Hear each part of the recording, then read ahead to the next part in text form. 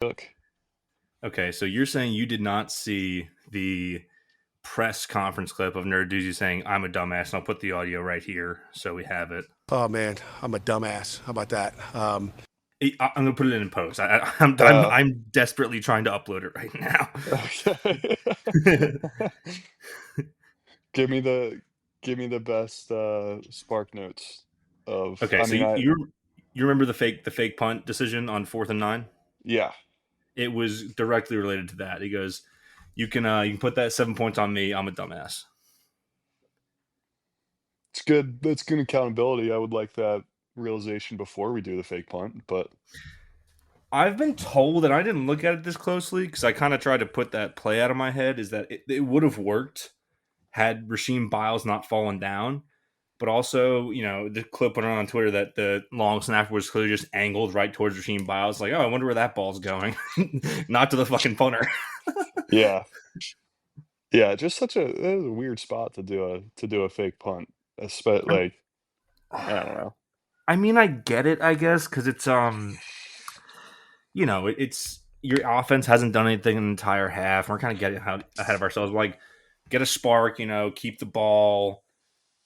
Obviously your offense has been struggling mightily. We'll get into it, but 4th and 9, I don't love it. And you got turf monstered, so it's kind of whatever. But yeah, It's like if you feel so good about it in the spot, I like putting it in your offense's hands. Like I don't think it's a spot we should be going for it, but I'm not a big, you know, fake play guy. yeah, there were some really good. Actually, this is a weekend. This is the weekend of the fake play because we had a bad one. Did you see UCLA's fake kick? Did not. One of the worst you'll ever see. If it wasn't for that, ours been the worst of the weekend. They tried to do the thing where they flip it over the holder's head to the kicker. He just missed the kicker entirely, and then Mm, Washington returns it for a touchdown. And then obviously Duke wins on a fake field goal where they um, go like a toss to the left, and like the guy on UNC is trying to block that kick. So it's a perfect call, perfect situation. They end up winning the game on that one because that was very cool. that I did see. That's like the play in Madden that never works, but they somehow executed perfectly. I think it was more how UNC called it. Like it was just like totally perfect. But yeah, weekend of the fake play. That's Boy, what's going down as history as. Some are saying. folks, many people are saying it's the weekend of the fake play. Let's get into it. First down, goes to the sidelines, has a man wide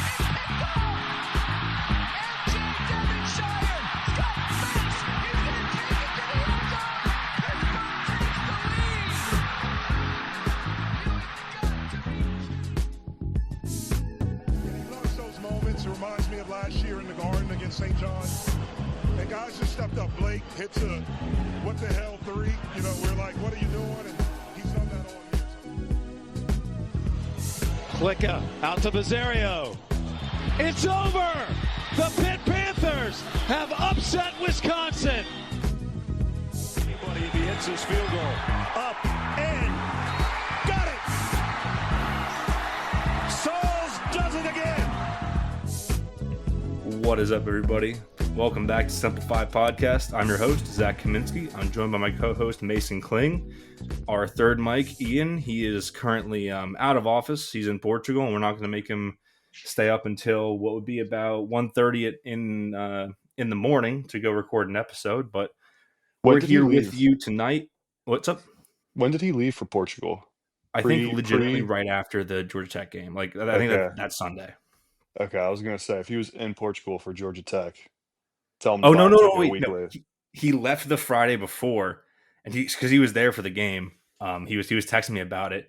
I actually FaceTimed it at halftime. He was still up. I was like giving him the fucking rundown on the first half. He could not get like the stream. It was like blacked out in Portugal, so he couldn't watch it on like whatever app he had. Totally unfortunate. But he's coming back Wednesday. We usually record on Wednesday, but it's Thanksgiving week. We want to get you an episode out early. So if you're traveling, anything like that, we'd love to join you on your car or train or plane ride. And I forgot to ask you, Mason, how are we doing tonight? Doing well, doing well. Victory Monday, uh, as I'm calling it. Pitt won, Eagles did not, but it's still Victory Monday, so I'll take 1 for 2. Absolutely, man. So before we get into Victory Monday, I'm going to issue an edict on the podcast. We're not talking about Pitt basketball this year. Yeah, we definitely didn't just lose to Quinnipiac yesterday. I What was was the too final busy score in that watching game? NFL football. Yeah, losing 83-75 at home on a bye game. Pitt's third loss of the year already. Did you know they're only favored in 3 games down the stretch? That being Binghamton, Hofstra, and Notre Dame. That's it. That's yeah. Like I said, I think I touched on this a while ago, but all those recruits that are, committed to Pitt, let's hope they make it to campus because it's going to be a tough watch for them sitting seeing the way this program's heading right now. At this point, it's year 9. What are we doing? I get that he has a big buyout, but this is actually just undoable. You can't be running this in year 9. They have regressed to the point of being once again a bottom feeder. As always, Coach Capel cannot coach in game. That's why they lost by 10 to a bye game. And that's been talking basketball. I don't want to talk about this team anymore. Yeah, we're gonna have a lot of those these like 2-minute segments where we just say we're not talking about this. We're not. We're gonna mention it, but we're not talking about it. We're gonna have to come up with a lot of like game shows to do in the off season Yeah, because we're not talking about basketball. for sure. All right, let's talk about a winning team. On Saturday night, Pittsburgh goes into Atlanta and upsets number. Sorry, I have the wrong year pulled up. Number 16 Georgia Tech, 42-28. This was a fun one. They were up 28-0. With like 14 and change left in the second half. They kind of shut down, and then they end up pulling this one out, pulling up the upset in Atlanta, basically knocking Georgia Tech out of the ACC title race and setting up a huge game this weekend in Pittsburgh. What are your first reaction thoughts to the big win? We kind of talked about it. This had to be a bounce back week for the offense, and they did that just that. Got a little bit of what the doctor ordered. They got 21 points on the board quick. I didn't love the second half and kind of the sputtering we had at some points there, but a win's a win. It's a very convincing one, um, and I think one that'll probably get us back on the radar for a lot of the people that aren't Pitt fans out there. Yeah, I mean, we're already back into the AP poll. Number 24, the college football rankings come out tomorrow, so it's before we record. Sorry. Or it's after we record. Sorry. I will say I'm probably going to do a lot of complaining about a win, which is what I usually do. I like to nitpick. I'm going to preface it all by saying I am very, very happy we upset a top 20 team on the road. Mason Heichel had some iffy performances in road games this year. And for this one, even though he didn't have a great second half, he still had a really good game. Overall, he's 20 for 27 with 3 total touchdowns, 226 yards. But the first name we got to shout out has to be Jakirian Boozy Turner. 21 carries, 201 yards, and a score.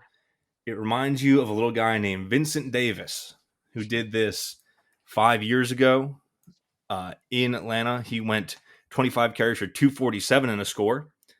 So I'm just going to say it. Boozy Turner has the mandate of Vincent Davis. Hey, Diddle Diddle is back. Hey, tittle, Vincent Davis up the middle. I forgot about that. Boozy Turner rolls off the tongue too. But yeah, 200 yards on the ground. Um, a couple big ones, a couple kind of he had the one at the end of the game to kind of seal things up too. Um, awesome performance when we were kind of um, a little unsure of what the run game was going to look like without Des Reed. I don't know if the run game has ever looked that good with Des Reed in. So that was a cool little spark. I don't know how much of that was Georgia Tech's defense versus us, scheming well, but you probably have more on that. Well, I've got a little bit of a hot take for you. What would you say to the take that I've seen bubbling up that Des Reed is the better athlete and the better receiver, better trick play player? Like he's a weapon. Boozy Turner is the better running back. Yeah, I agree for sure. We haven't seen a ton of the pass catching stuff, but I feel like they leaned into knowing that he was going to be RB1 this game. Mm-hmm. They're like, all right, we're just going to run the ball. We're just going to let Ja'Carrion Turner be Ja'Carrion Turner, and it worked out really well. I think I'd probably agree with that. Obviously, you'd like to have Des Reed, but I think that's a fair take. I think that Des Reed is a better player in space. He's got unreal juke moves, right? And he finds a way to get open. He's super fast. He's great off the edge. But Turner, while he isn't the pass catching weapon yet, we haven't seen that from him.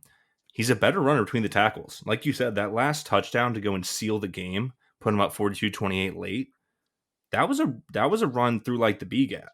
That was just straight up run it down the throat so they can't stop it, and they didn't stop him. He just turned on the jets and went. Yeah. Yeah, it was fun to watch because there was he had a couple big ones, and he finished averaging under 10 yards per carry, but for the majority of the game, he was averaging 11 or 12 a pop, which was anytime you touch the ball was liable to get a first down or break one. I mean, listen, he ends the game averaging 9.6 yards per carry. So he's averaging literally second in inches. Yeah.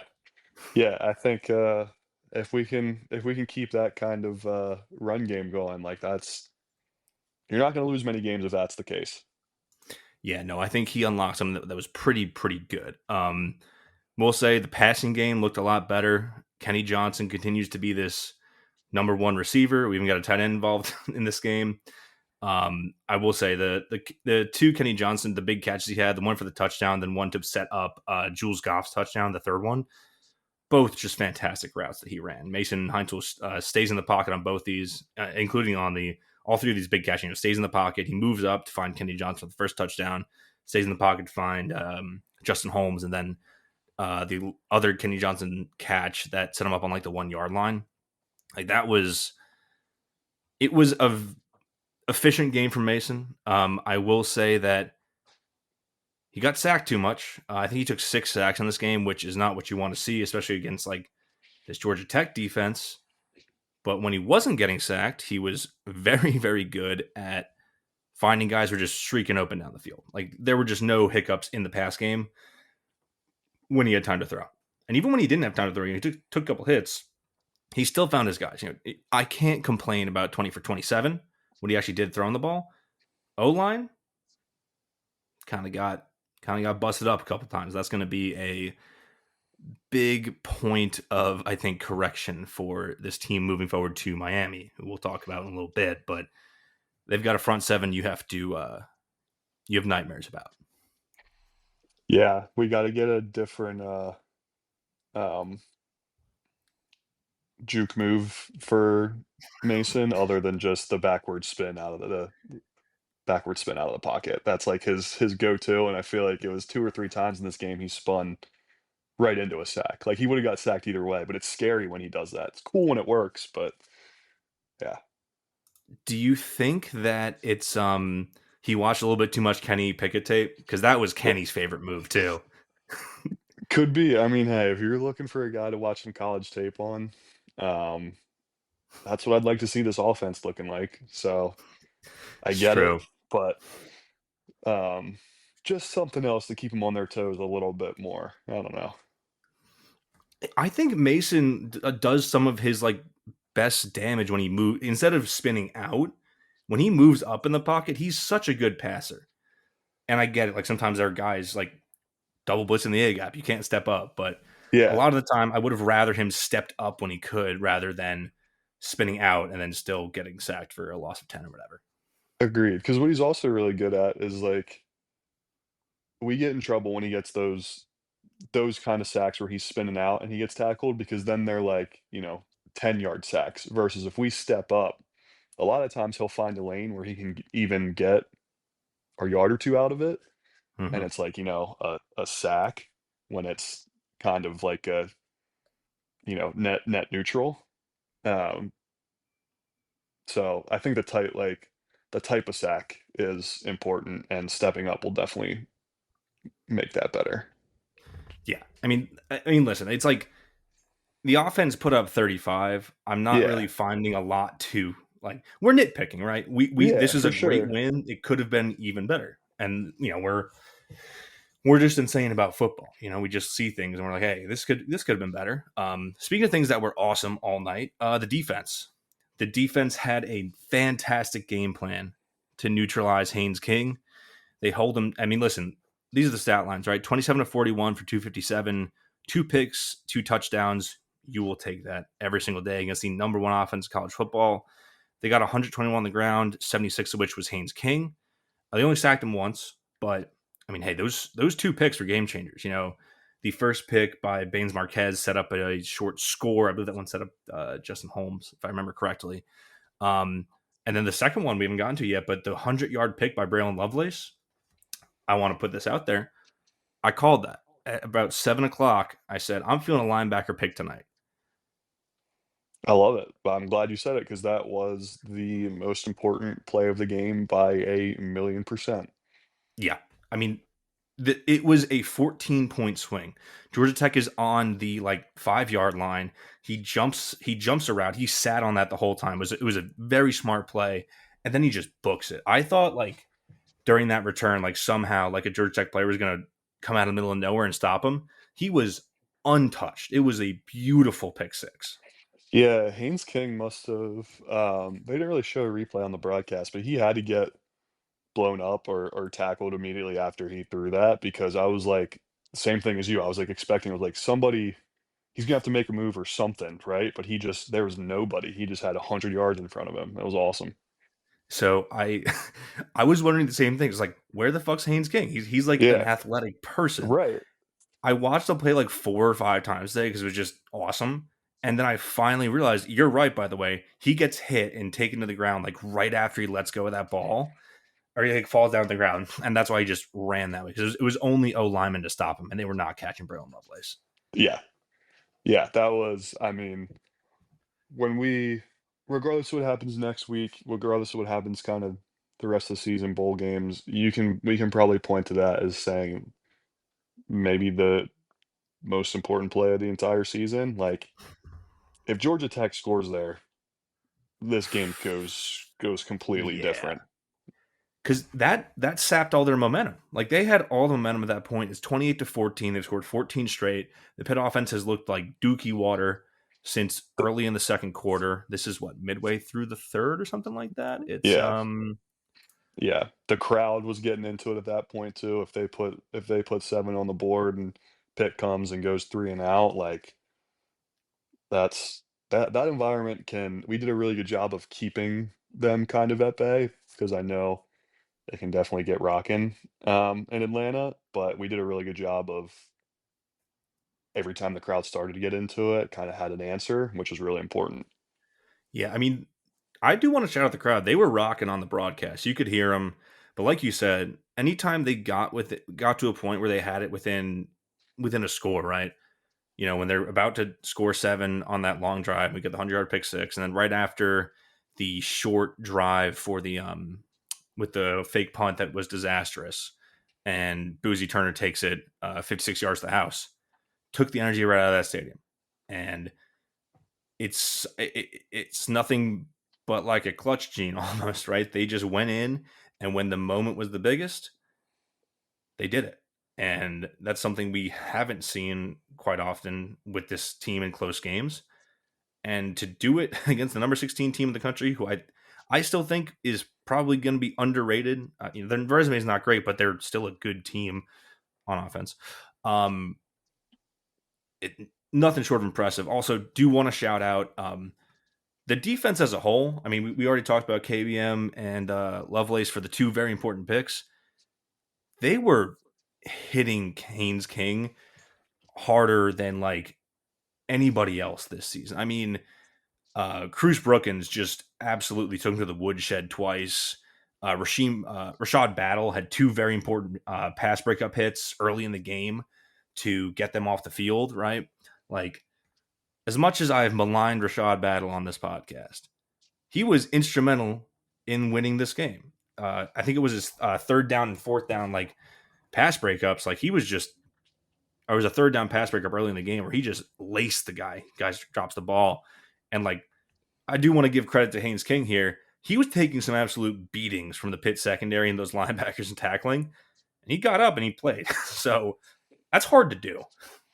Yeah, Ezra, I mean, it's funny how we were talking with Ezra earlier this week, and he was like, he's got less wear and tear on the tires than you might think. Like he's actually kind of played it safe this year, and then you saw him like play the Pitt defense, and it was like, I think he's gonna be pretty sore on Sunday. He was Yeah. taking a beating.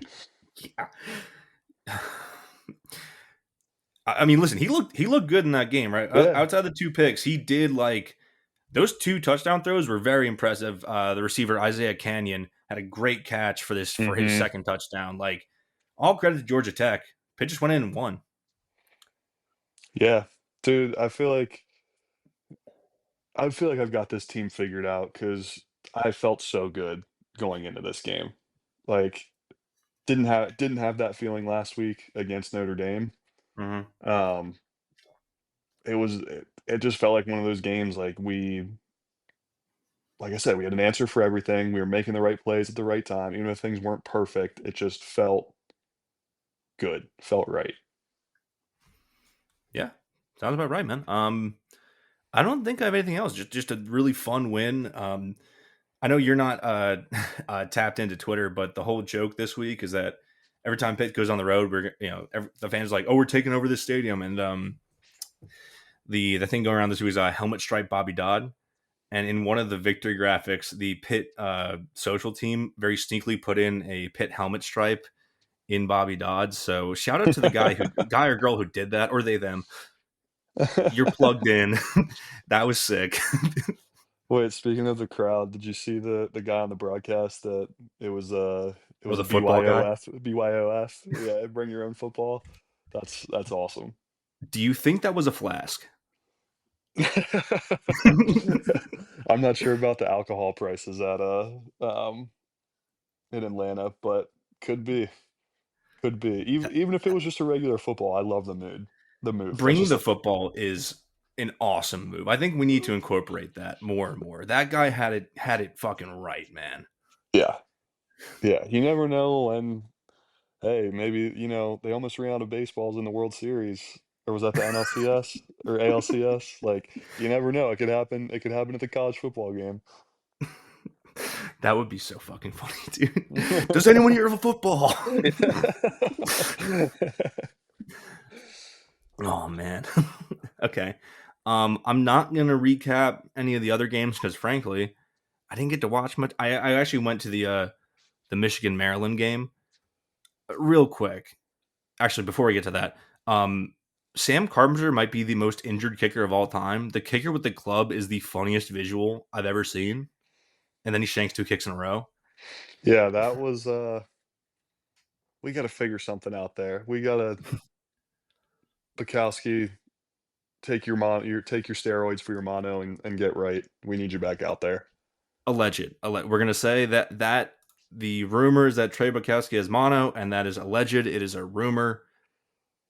I don't know what else it could be. I like. Okay, I'm gonna cut this, but that's crazy. So we have the kicker made of paper bones and glass skin. But just I went to the Michigan Maryland game. You want to talk about a stadium with attendance problems? That stadium was at worst 50% Michigan fans. It was real bad. Yeah, that I'm surprised you went to that game. If we're being honest, My coworker, it was a work thing. I got the tickets for free. I went with some coworkers, stayed till halftime. Then I literally busted my ass home, picked up a cheesesteak, and sat down for this game. you treat Maryland football like somebody who's like trying to quit vaping, where you're like, nope, it's not mine. I didn't pay for the tickets. It doesn't count. Hey, I resent that.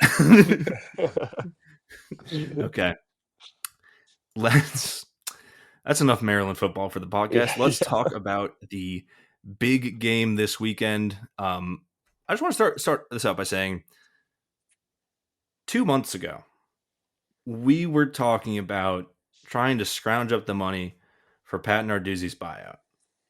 They were 2-2. We just lost back-to-back games in embarrassing fashion to West Virginia and Louisville. The fact that Pitt is now 8-3, 6-1 in the conference, and while not controlling their own destiny, is playing for something in November, I really can't complain about that. Yeah, I mean, listen, I don't think that was wrong by us to have those conversations, because I think if you look at the way the first 4 games went, like that was a fair concern, and credit to the staff for making the choice to, go to Mason and kind of change things up. But um I'm very happy with the season. Things turned around in the best way. I'll take a season like this over a season like last year, where we kind of started out with all the hype only to putter out. I'd rather have meaningful games here in November than August. So, Yeah, totally agree, man. And you know what? They got their 8th win. They're not going 7-5 again. There's something to be said for that. There was always the fear, going into the season with this back end of the schedule, that they would lose the last 3, kind of do a repeat of last year. They didn't do that. And they get their biggest. Okay, also, before we get into this, do you buy the theory that Narduzzi just said, fuck it, we're not prepped for Notre Dame? Like, seriously, we're going to just sprinkle in Georgia Tech and Miami prep that week? I mean, maybe. I think at least defensively they did, because they had a really good game plan to stop the Georgia Tech offense in the first half. Yeah, I mean, if we want to talk about other games that happened this week, I think something can be said about the fact that Notre Dame is just playing really fucking good football right now, beating Yeah, they up put on 70 up on Syracuse. Syracuse, and they could have It could have scored been 100. 100. It could have been 100%. So, I don't buy a lot of that. I don't buy it, the fact that they didn't prep for Notre Dame, because the defense, they got chunked to death, but they still kept what they hold Notre Dame to 37, and that was with Notre Dame going for like Yeah. style points, going for it on 4th down multiple times. Offense was just out talented, right? I mean, I think they did do some prep, like coaching wise, like maybe for like some, hey, we're doing like a period for Georgia Tech today, especially on the defense, in my opinion. Oh, for sure, because they were coming off the bye too, right? So you have a little like longer prep time too, Oh, which that's true. Yeah, Pitt was coming off a bye. Okay, I can see that. so Um, I think that's probably fair, because it's not that they didn't prep for Notre Dame. It was probably just more like, hey, remember, we have this conference game coming up too that we have to prep for. Let's throw in an extra run period where, the Haynes King period or whatever. that I think I like that. If we want to talk really quickly about scores from last week, not a ton of them mattered. Oregon beating USC, that was a playoff eliminator. Oregon, I think, is probably in as your Big Yep. Ten third team. USC probably out at 8-3. Oklahoma beats Mizzou. Mizzou is falling off a cliff, but Oklahoma's 9-2. They're in. We mentioned Notre Dame beating the piss out of Syracuse. Woof. BYU takes out Cincinnati to stay alive in the Big 12 race, as well as the playoff race. And then Utah also. I didn't catch this game, but Utah comes back. They let up over 500 yards rushing and won, which is insane. They beat Kansas State 51-47. all-time game. I caught the highlights. Nuts. But they're still technically alive for both the playoff and the Big 12 title race. They need some help, obviously. I don't know if they're alive in the Big 12 title race. I don't know about that because they lost the 2 teams ahead of them. The Big 12 is I might so be talking weird. about it's weird. Tough conference. All right. Circling back, Miami. Listen, once again, the Miami offense versus the Pitt defense is good on good. It is what it is. The Pitt defense, while they're without Sean Fitzsimmons, so they're a little thinner at D tackle, pretty much has everyone they want to play at every other position. So they're down one guy because he did not play against Georgia Tech. So it's been a lot of Bro James and Whittington.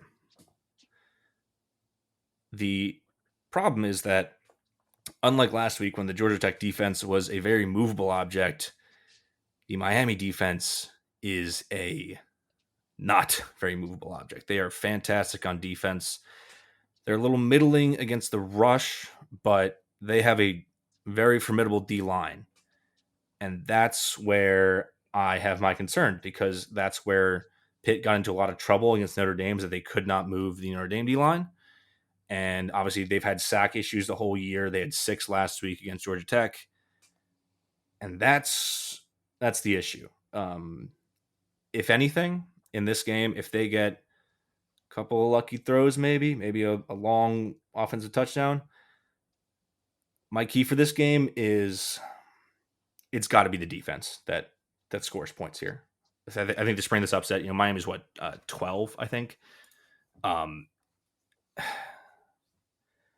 I don't know if I'm being too negative, but I don't know if I see a path to winning this game without a defensive score. I don't know how you feel about that. Yeah, no, I think that's fair. This is a trench game. Notre Dame was a trench game. We didn't fare too well. So hopefully, we learned a lot from that. Got a little different game plan together. But yeah, I think everybody out there can probably say that Miami's got a more talented roster. They're better at a lot of positions, but I don't think we need a ton of magic to win this game. I think we just have to play like our best brand of football, which is, like you said, defense playing well, creating turnovers, even if they don't necessarily score, just keeping the offense in good spots, and just give us a fighter's chance. So on the Miami defense, the 2 players to look out for the most are 2 guys on the D-line, Akeem Messidor and Ruben Bain, 2 NFL level guys. I think they're going to have their moments against Pitt. Here's the one thing that I think we need to consider in this game is that this is Miami's 3rd game outside of the state of Florida the entire year. In their first game outside the state, they lost to SMU in about 50-degree weather. Last weekend against Virginia Tech, they won, but it was close. It was closer than you think for quite a lot of the game, and Virginia Tech kind of hung around with them. The weather in this game, I believe the high is 31 in Pittsburgh on Saturday. Let's go. Like, I was wondering about like what it was going to look like. Was hoping we get some rain, some snow, something to even just tip the scales in our favor a little bit more. But 31 degrees is perfect. Okay, I misspoke a little bit. It's 31 at kick. It's going to be 33 is the high all day, which I'm fine 31, with that. 33, that's still cold to a Miami boy. Carson Beck ain't ready for that. See, I really do think that it's going to affect Carson Beck. Everyone knows that he has got an elbow made of pulled pork. And like we said, I think I said last week, they have an excellent receiver in Malachi Toney. He is fucking awesome. He leads the team in catches and yards and touchdowns, both catching yards by a very large margin, right? I said last week that Haynes King, the reason why they match up well with him is that he can't throw deep. because he's inaccurate deep. Carson Beck throws floaters deep. And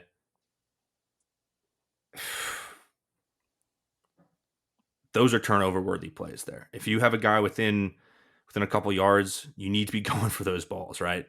The only issue is that Malachi Toney is a fantastic wide receiver who can kill you on like a short slant. Like that's probably where Miami wants to live in this game. They're not a good rushing team, funny enough. They're like, bottom. They're middling in rushing success rate, number 75 in the country, right? But they're probably going to live through the air in this game. Pitt has a fantastic front seven. We saw it last week. They shut down the Georgia Tech running offense.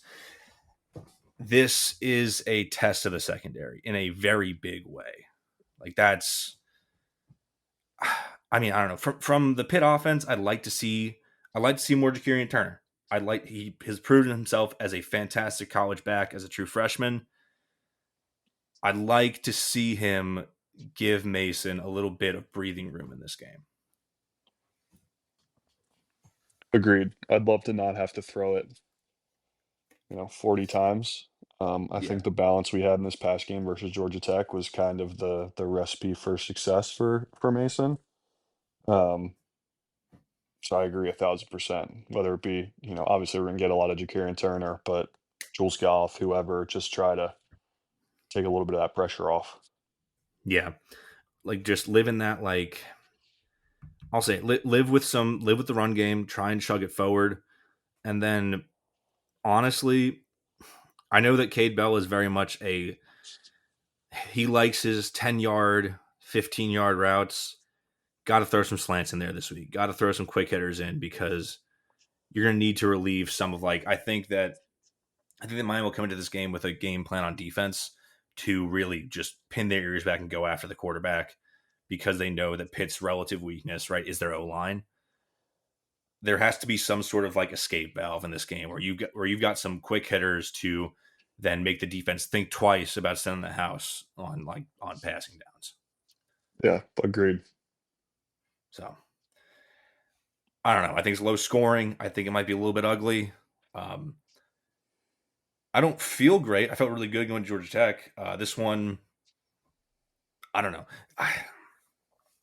See, the thing is too is that the issue is that Miami's not eliminated. If they were eliminated, I would actually feel great going into this game because they would just be like, fuck this. We're going home, right? We're not playing for a championship.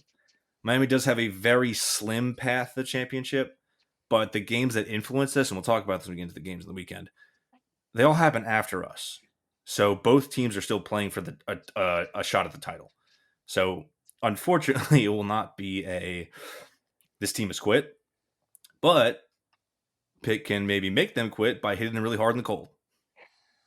Yeah, I was just about to ask you how you felt about the kickoff time. I think we got kind of screwed there, but in the same way, it could be good with the ignorance is bliss. Let's just go do our job, and then we can go watch the games later and see what happens. No, I it's like probably that better. because Yeah. So one, I've come around to it because it's on ABC, and that's great for exposure. If win this game on ABC, a lot of eyes are on it. Obviously, you're competing with Ohio State, Michigan, but still, you're on a national TV broadcast. You're going to be in the quad box for a lot of people. I think this is one of the best games of the weekend. But also, if we went after SMU or Virginia, I think that just puts on more pressure to watching the game. For me, it's just if you take care of business, if you win this game, it's out of your hands. And if you win this game, you have a 9-win season. I can't complain about that. Go out and win it, and then hope something breaks your way later in the day. That's where I'm at. I think I like that. There's a ton of pressure on the team to win this game because it's a prerequisite to getting into the title game. But I also don't. I guess I prefer going before them because then the stress is watching a team that you don't like, rather than also having the emotional hurt of watching Pitt. Say one of those teams went before us and lost, I would almost be unable to watch this game. Yeah, for sure. We would have a lot more riding on it. Dude, I mean, we can talk about it more too after we figure out what happens this weekend, but having 3 one-loss potential one-loss ACC teams, like, and the whole common opponent thing, you can explain it to me 10 times, I still just don't get it, and it doesn't make sense to me, It's not but only that there are 3 one-loss teams. There are 3 one-loss teams, and none of them have played each other. yeah. The fucking super conference thing is dumb as dog shit. There are just too many fucking teams in all these conferences. Honestly, the problem is they got rid of divisions. That's what really fucked everything up. Yeah, I think that's probably, like, the divisions or the non-division kinda model is, like, fine when you have 5 10 teams. conferences. Yeah, right. So it When you worked bring for the in Big that 12 yeah. because they had 10 teams and they had a 9-game schedule. So you played everybody every year. When you have 17 teams, because of the fucking Notre Dame thing, right? Even even the other, like the SEC and the Big Ten, where they have 18 teams, it worked out fine in the Big 12 because all the top teams played each other. Funny enough, but like Ohio State isn't playing Oregon or Indiana. I mean, Indiana playing Oregon, but they're not playing Michigan. Alabama didn't play A&M. Georgia didn't play. Like A&M ducked everybody on the schedule. So I don't know. This is also a thought I've been having. I think the super mega Uber conferences are inevitable, but because they're going to get so big, they're going to kind of have to almost recreate smaller conferences. Like, say the Big Ten goes to 20 teams, you need to then create you need to recreate the Big Ten West and the Big Ten East because you have Yeah, too many teams. yeah, and they're each just gonna be their own conference, like, basically. Essentially, yeah. Yeah. I don't know. Hopefully, hey, look, maybe everything will fall in our favor and we won't even have to, worry about this next week, but, just one of the weird kinda consequences I feel like a lot of people don't think about when you think about all the conference realignment stuff. If it were up to me, the conference would have max 10 teams, 9-game schedule, everyone plays each other. Call it a day. That would be my ideal world. So let's talk about rivalry week coming up. It is a really fucking good week of college football. I'll put it out there. It's a fantastic one. We will start with the games that matter to Pitt in the ACC, and we've sort of hinted at it. The two that matter are both night games, 7 o'clock on ESPN. Virginia Tech goes to Virginia, and at 8 o'clock on ESPN2, SMU goes to Cal. This is what you would call a not great situation for Pitt. Virginia Tech is 3-8, fired their coach. Cal is 6-5 and just fired their coach after losing in a blowout to Stanford. They're in the game, or they're the game, right? Or the big game. Mhm. They're the big game. Yeah, yeah. Ohio State Michigan's the game. They need to win, and they need one of these two teams to lose to make it to the title game. If I'm looking at this right now, SMU's playing really good ball. Kevin Jennings looks like the quarterback he was last year. If we're looking for the upset, I think it's Virginia Tech, man. I'll shout Kent out for this stat. Actually, I need to go look it up, but I think, like, out of the last 8 games, Virginia Tech is actually 7-1 against Virginia. Did you know it's worse than that. Is it? Okay. Let me just figure this out real quick. Commonwealth Cup. I think that's called the Commonwealth Clash. Okay, sure, whatever. Thank you, Wikipedia. Okay, so since 2003, Virginia has 2 wins in this rivalry. Okay. So That's a trend. That's a trend. it's certainly a trend. I mean, since 1999, since we were born, Virginia's won 2 times. Now, does that make me feel better about this? No. No. Virginia Tech was the much better team for about 2 decades. They were a BCS title contender in that stretch, and Virginia was very much not. However, in my head, right, Virginia, I think, is the worse team than SMU. They've played a lot more close games. They they Almost were getting lost away to with it for a UNC. while. Right. They almost lost to UNC. Virginia Tech, all these guys on the roster, they are playing to stay on the roster when James Franklin shows up. These guys are playing to not get to, like, if they don't play well, they're going to be, hey, you should probably find somewhere else to play. Like, that's what's going to happen. So these guys need to show up and ball out. It's a rivalry game. There's history on their side. I don't think that Cal's going to get like a fuck, what's it called? Dead horse bump? Dead cat bounce. Wrong animal in the head, but listen, your rooting interests are Virginia Tech and California. And maybe you get some weirdness at a night game at Cal. I don't know. These are both double-digit spreads. UVA is a 10.5 point favorite. SMU is 13.5. If I had to pick one, I think it's going to be Virginia Tech over Virginia. If likely, outcomes, right? Yeah, I was trying to do everything to convince myself that I was like, oh, SMU going to Cal, time difference. Like, you never know. Just trying to find every excuse in the book. I was like, Cal's been feisty this year, and they lost to Stanford. I would It feel just, so much better if they didn't kill themselves against Stanford. yeah, yeah. That wasn't a good. Didn't watch a second of the game, obviously, but was flipping through scores while Pitt was playing. I was like, huh, well, that isn't great. Yeah. But Virginia Tech didn't look awful against Miami, and we talked about it, whether that's Miami coming to the cold or what. But Kyron Jones wasn't awful. He looked serviceable. If we can just get the best version of him, I don't hate it. I do really like that they were feisty against Miami. That gives me some hope. Yeah, they didn't beat them, which would have been worse because then Miami's, coming off a loss, although they might have quit. That's the thing. Right? If they lost that game, I think they just outright quit because they're out of Yeah, the ACC race at that point. fair. Yeah, yeah, yeah. But yeah, I don't know. I think I agree with you that Virginia Tech definitely gives us the better shot. You know what we didn't talk about? The Mario Cristobal is maybe the only dumber in-game coach than Pat Narduzzi. We're overdue for a Mario Cristobal bonehead moment.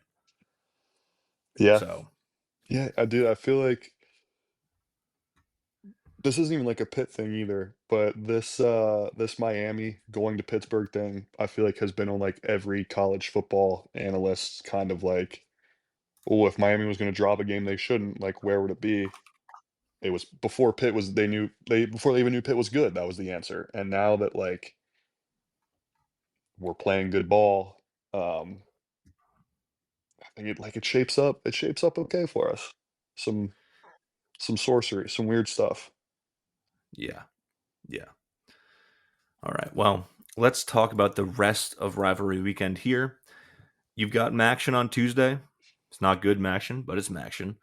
On Thanksgiving, 7:30 on ESPN is Navy at Memphis. I believe Navy is still alive for the AAC title. This is good on good. Memphis has fallen off a little bit, but Navy's got a fun offense. Memphis got a fun offense. If the NFL game sucks, always can put this one on. Black Friday. This is a pretty loaded slate. We'll start at noon. Egg Bowl. Egg Bowl, baby.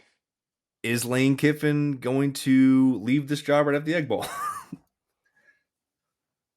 No. But what if? It's funny, like, we're talking about that, and I have my ESPN app up here, and I have scores on the right, and then on the left, you have an article saying how Lane Kiffin has a near $100 million decision coming Saturday. Or so you're on the trail here. I mean, listen, I don't respect Lane Kiffin, and he's funny, but whatever. Like, if he were to leave Ole Miss as the number 6 team in the nation, a team that you basically took from perennial just like loserdom to playoff like contender, and you left for the crazy booster cores of Florida State and LSU, no respect for that. That's just awful. Yeah, I like Lane Kiffin enough as kind of like that troll right now. Um, he's already kind of had a couple questionable dip outs on his resume. If he does it one more Mm-hmm. time, it might be it for me. Yeah, after, the Tennessee one Yeah, really bad. yeah, This would be worse than that. I think so too. They're in a better spot now than Tennessee was. 100%. Yeah, Um, I don't know. I think Ole Miss will probably win though. Mississippi State is not very good. If he loses that game, that would be very funny though. yeah. That would get the pundits talking for sure. I think it would get his agent talking too. Because honestly, they lose that game, right? I think they might be out. That's a really fucking bad loss to take. Yeah, who's their one other loss? Georgia. So they have like a good loss, but like that would be a loss that's like right before the playoff. That's the last in everybody's mind. Recency bias. So Recency bias, yeah, yeah, you're not wrong.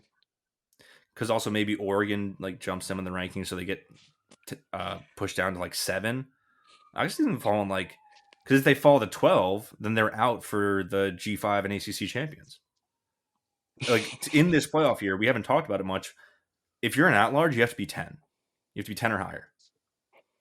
Yeah, you're welcome. ACC does it again. By God, they said we couldn't do it. We didn't really do it, but we're still gonna fuck it up for everybody else. Yeah, exactly. Exactly. Okay.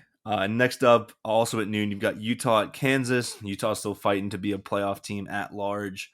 Iowa, Nebraska. That one's just if you want to watch some slop if you're hungover.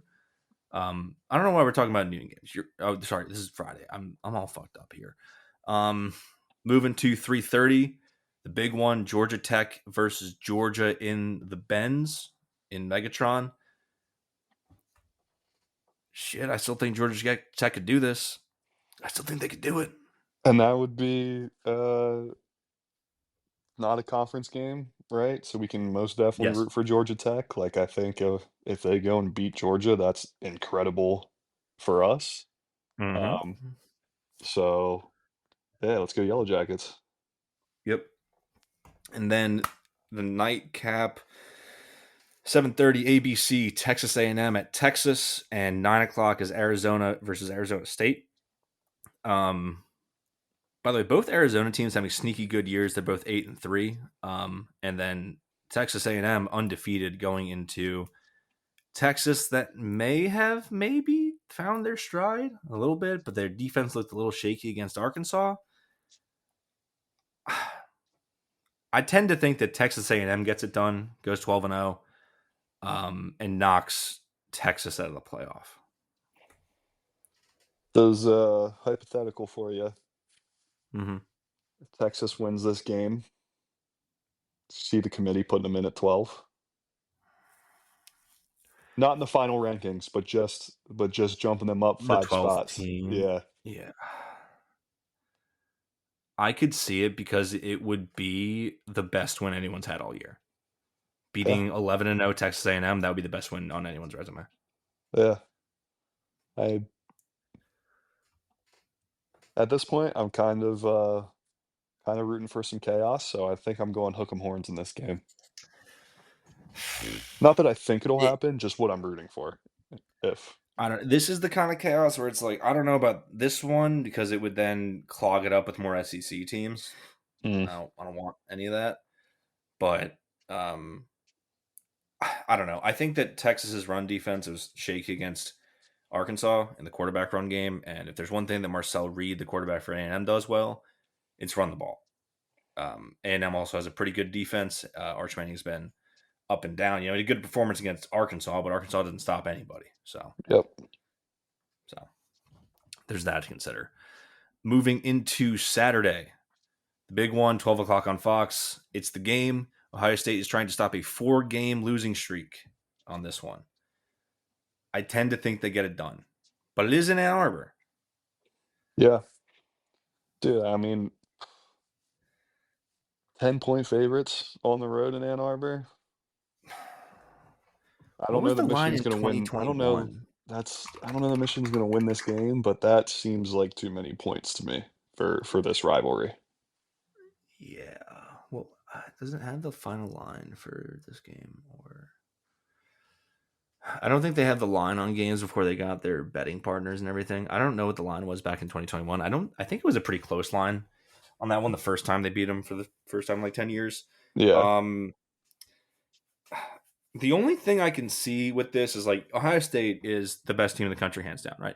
They have an awesome offense. They're probably gonna get Jeremiah Smith and Carnell Tate back. They have a great also the best defense in the country. Michigan is also out Justice Haynes, who's like their best running back. Their quarterback Bryce Underwood has been up and down. If this is a weather game, maybe I see it getting funky. And I don't know what the weather's going to be like. What's Ann Arbor looking like this weekend? While you look that up, that 9.5 Ooh. line that I'm coming up with, it already moved. It opened at Ohio State minus 11.5, so people are already hammering Michigan. Okay. So there's a forecast for snow at night in Michigan this weekend on Saturday. If that moves in early, I'm just saying, Ohio State can run the ball, but a snow game, I think maybe kind of tilts it a little bit. Like Michigan can do it a little bit, Mucks it up. maybe. It mucks it up a little bit. Yeah. Yeah. Other games on, I don't know. I'm still picking Ohio State on this one. For sure. For sure. Okay. I don't know. The other games in this window kind of don't move me. Texas Tech, West Virginia. Texas Tech's favored by 24.5 on the road. Wow. Houston, Baylor. Kentucky, Louisville. Both teams are just kind of bad. Clemson, South Carolina. Both teams are bad. So the noon slate, just watch Pitt. Watch Pitt, watch Ohio State. Those are both going to be, I think, fantastic games.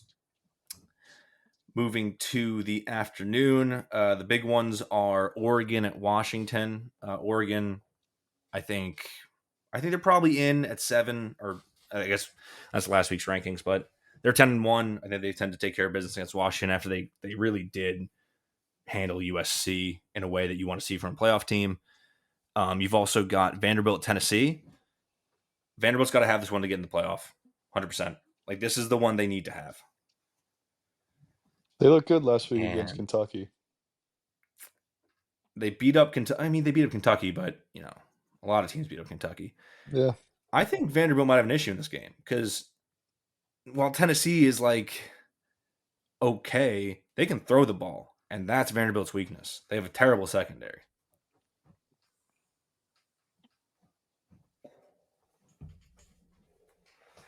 So I tend to think Vanderbilt gets knocked out.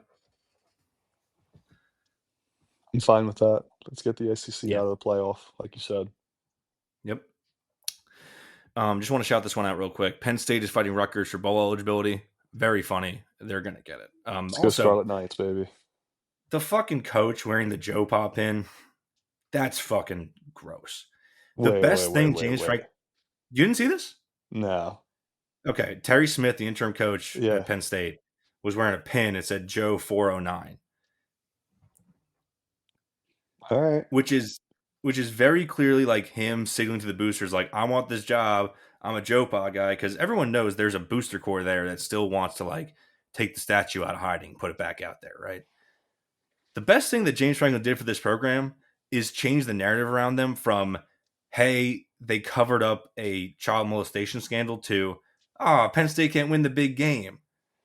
And you want to go back to the other one? Oh, that's crazy. If they just pivoted and they need to get some PR people in there for that, I think. They don't want to. They love that shit. Yeah, God, man, it's Ugh. Okay. Other games in the 3:30 slot. The hottest team in FBS, Wisconsin, goes to Minnesota. They've now knocked off 2 ranked opponents in a row. Wake Forest could get 9 wins this year when they go to Duke at 3:30 on ACC Network. Florida State, who is keeping Mike Norvell, is playing a bad Florida team to get to a bowl. If they lose this one, it'll be very funny. James Madison looks to keep their playoff hopes alive against Coastal Carolina at 345. They're a 22.5 point favorite there in that game. They should take care of business. The Pac-12 title is at 6:30. Oregon State at Washington State. Very funny conference. They already played each other, and Oregon State won the first time. Dude, you got to hammer Washington State then, right? Like they were a it's like 13.5 point favorite.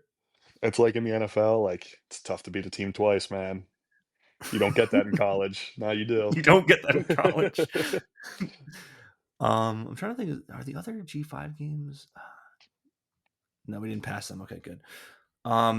Moving into the night slot here, we talked over Virginia Tech, Virginia, and SMU, Cal. Iron Bowl's at 7:30. Weird that this game is not at 3:30. That's my first take on this. Right? I feel like in my recent memory, this is a night game for me. I think the reason you think that is the first thing you think of is the kick 6, and it was dark by the time the kick 6 happened. Could be. Because it was like 6 o'clock at night. That could be, yeah. So I understand where you're going because I also thought that, but it's traditionally a 3:30 game. I had to go like back into the memory banks to find that one. Auburn could do something really funny too. That would be awesome. But who did they lose to? Who did they lose to last week? Or was it the week before they had a real bad loss? Oh, they lost to Kentucky and that got Hugh Freeze fired. Okay. I think I was thinking of something different, but continue. Sorry. So, yeah, no, I mean, would be very funny. Alabama's only a 6. I mean, listen, this game is in Auburn, and weird shit happens at Auburn in this rivalry. Like when it's in Tuscaloosa, usually Alabama just kind of pounds them. But when it's in Auburn, shit gets fucking weird. So I was thinking of this week. They kept it close with Mercer for a little too long. They ended up beating the brakes off them, but I did check my point and see that Mercer was beating Auburn at one point, which is just, You never want to see that. You never, ever want to see that. Also, in the night slate, you got Tulane against Charlotte. Tulane got a win to get into the American Athletic Conference Championship. I want to see NC State beat the brakes off North Carolina. I hate Bill Belichick so much. We need to see that happen. What's the other game in the American? I'm missing one. Oh, North Texas plays on Friday at 3:30. They're the other team that can get into the American. They're the other kind of G5 team I'll be looking out for. I think